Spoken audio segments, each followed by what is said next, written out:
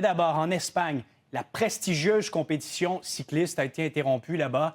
Les manifestants ont envahi le circuit au cours des dernières minutes et la course a dû complètement être arrêtée alors qu'il restait plus de 50 kilomètres. On va retrouver sur place Romain Chauvet, qui est journaliste indépendant en Espagne. Tout juste avant, évidemment, qu'on se parle, M. Chauvet, je veux qu'on saisisse l'ambiance là-bas. Écoutons ce qui s'est passé.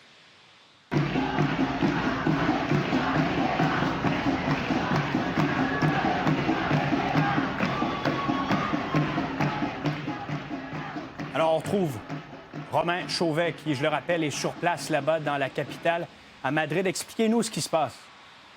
Oui, eh bien, je vous dirais, Marc-Antoine, c'est vraiment des scènes de chaos qu'on a vues particulièrement au cours de la dernière heure, vraiment dans le centre-ville de Madrid. C'est de là d'où je vous parle en ce moment en direct. On a peu l'habitude de voir ce genre de choses quand même, il faut le dire, à Madrid ou en Espagne de façon générale. Alors, c'était la finale de ce Tour d'Espagne de cyclisme qui devait arriver là, en ce moment même, au centre-ville de Madrid. Mais plusieurs milliers de manifestants pro-palestiniens ont envahi, si vous voulez, la route où devaient passer ces cyclistes à plusieurs endroits au même moment, pratiquement au centre-ville de Madrid.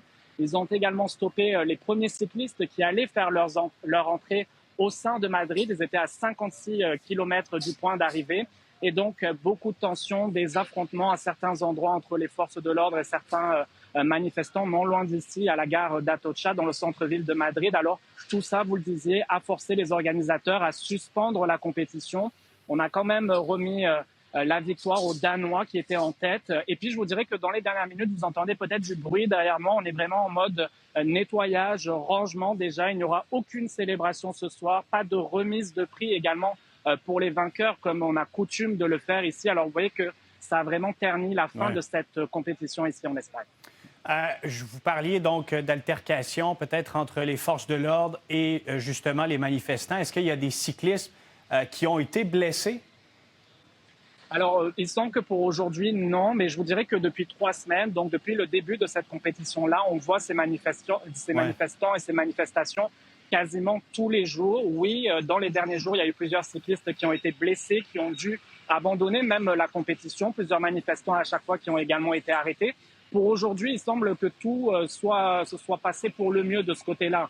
Mais évidemment, imaginez pour ces coureurs-là qui attendaient cette victoire, ce point d'arrivée après 3 semaines et tous ces kilomètres parcourus au sein de l'Espagne.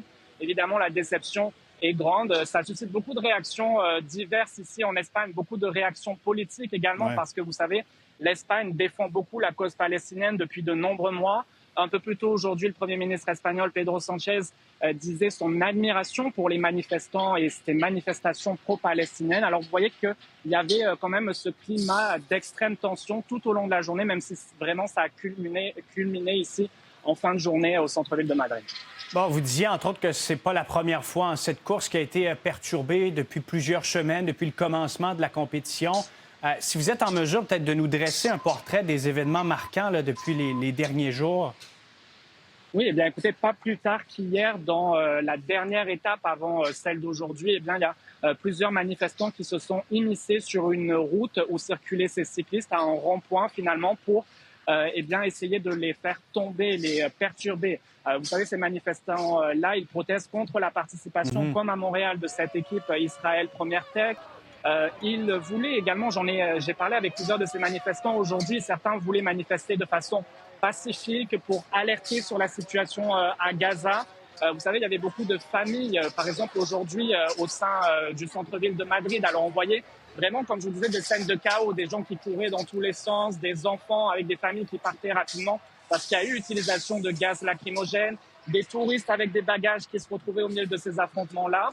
Et on a vu des scènes similaires, d'une moindre intensité quand même, mais je vous le disais, au cours des 3 dernières semaines, un peu partout en Espagne. Et vous comprendrez que ce sont des longs circuits. Alors, c'est difficile pour les forces de l'ordre de sécuriser tout ça, même si aujourd'hui, on nous avait prévenu d'un dispositif de sécurité inédit à Madrid. Plus de 2000 forces de l'ordre mobilisées, c'était du jamais vu. Mais malgré tout, vous le voyez, ça a quand même dérapé en fin de journée. Romain Chauvet, journaliste indépendant en Espagne, merci d'avoir été avec nous. Plaisir. Au revoir. Au revoir.